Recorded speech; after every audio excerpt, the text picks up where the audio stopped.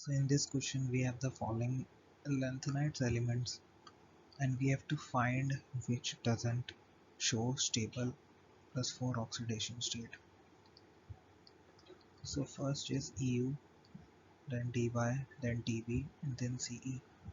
So first we will write their electronic configuration as shown here of CU, DY, DB, and CE.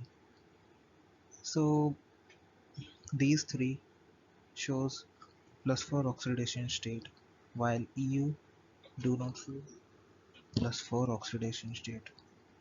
EU2 plus is a strong reducing agent which changes to common +3 oxidation state. Most of the lanthanoids exhibit +3 oxidation state, and we also know that in lanthanoids hardness increases as atomic number increases. So correct option is first EU.